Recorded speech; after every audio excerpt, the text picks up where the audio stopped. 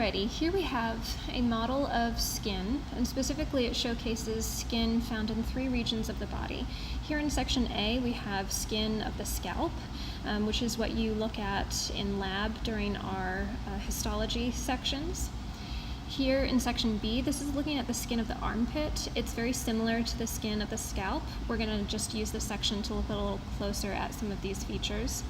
And over here in section C, this is the skin of the sole of the foot, what is characterized by thick skin. And we'll talk about the 5 layers of skin found there. All right, so in section A, over here, we can see in particular keratinized stratified squamous epithelial tissue. That's kind of a long name, but you can see it right here. In essence, what we're looking at right here, what I'm pointing to, is the epidermis. And it's characterized by keratinized stratified squamous epithelial tissue. You can actually see 4 of the layers of the epidermis found here: stratum basal, stratum spinosum, stratum granulosum, and the topmost layer, the stratum corneum. It's only 4 here because this is thin skin that you find over the majority of your body. So let's look at a few of the structures here in the skin of the scalp. First of all, we can see pretty obviously here some hair follicles, right here, right around here. These are all hair follicles with hairs in them. We also have sweat glands, which are found right here. They almost look like coiled tubes with a long duct leaning out to the surface of your skin. So these right here are your sweat glands.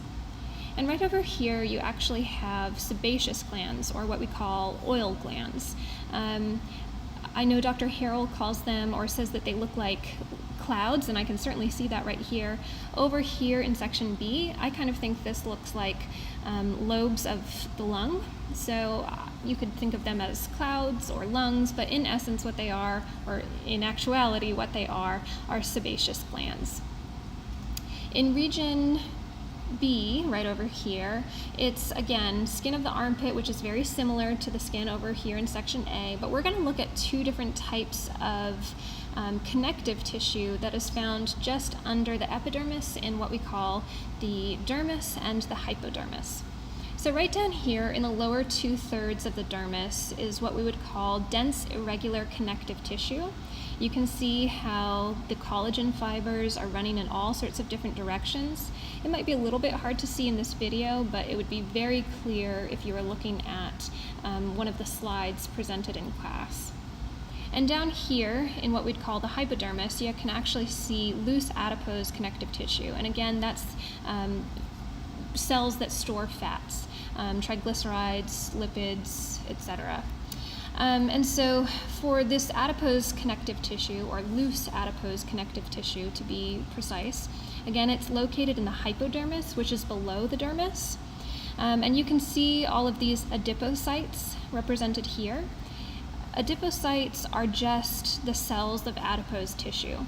Now from this model, you can't see the vacuoles and the nuclei of these cells, but those would be very apparent and easily discernible from the slides that you view under a microscope.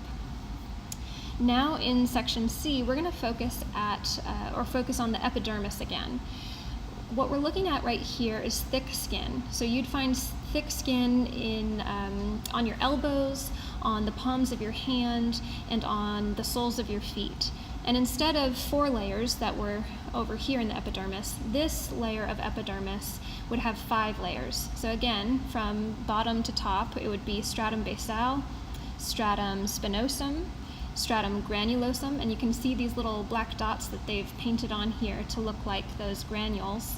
Right here is that extra layer that we're talking about in lecture, and the extra layer in our thick skin, and that's the stratum lucidum. And up here, just like over here, we have our final layer, which is the stratum corneum, being the top layer of those keratinized cells.